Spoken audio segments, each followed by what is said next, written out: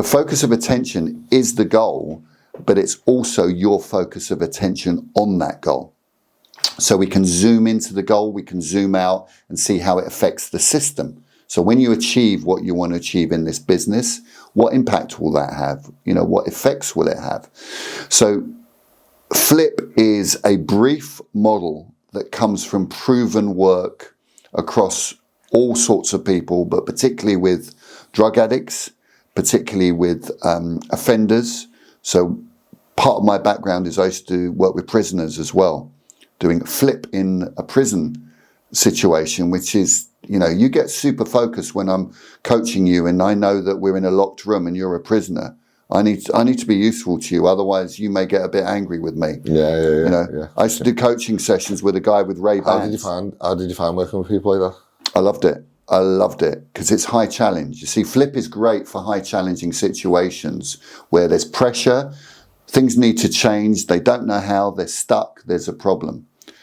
So flip also comes from this world of brief interventions, and it fits under what's called single session work. Nice. Which means there's a whole industry which says you don't need to come and see me 39 times if you're stuck. Come to me for one session when you're stuck. We'll get you unstuck. And then if you want another session, you can have it. It also comes from thousands of hours of working with accountants, lawyers, and high performers. And actually, they don't need me all the time. They just need to get going. They know what they need to do.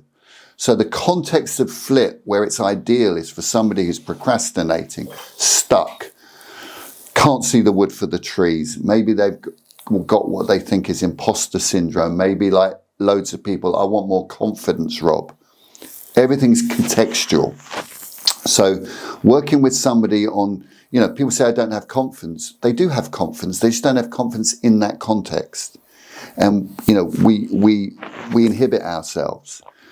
So flip is ideal for when you're overthinking, overanalyzing, stuck, and you need to do something, but you don't know what to do.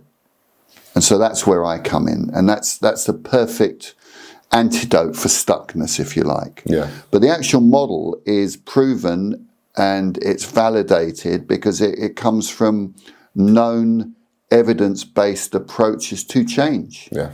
And if you read enough out there about change, if you look at things like Atomic Habits, James Clear, small steps, do something that's, if we start on something small, we can get it done.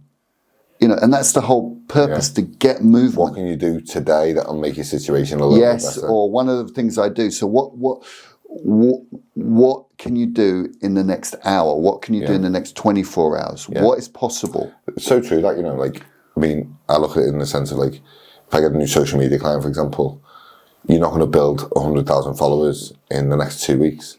You might get a fluke and it happened. Yes. But it's very, very, very, I've never personally had it. Yes. It's going to be you're going to be an anomaly in that sense. Yes. But what can you do today? You can make one piece of content. Yes. The other thing about flip that makes it different from, say, the grow model or other models, it's an interactive model. It's about change happens in the context of interactions. Yeah.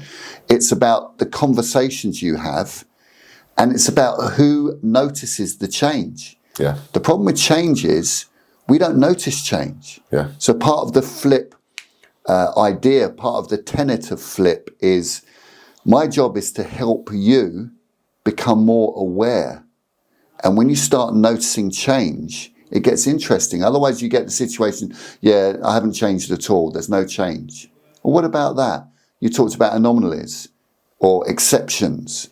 What about that other thing? You said you're not good on social media, Rob, but you've posted all that. Yeah. We forget. So, we're what's that phrase? We're Velcro for negativity. Yeah. It's like someone who wins the lottery, right? Like, you are an anomaly if you win the lottery. But on the flip side of that, excuse the pun, there is someone who wins the lottery every single week. Yeah. So anomalies do happen every week. Exactly. And it's like the whole reason that the flip approach also comes from this working with addictions is people are not drinking all the time and they're not taking drugs all the time. Oh, well, I drink all the time, but not on a Thursday night. Why is that?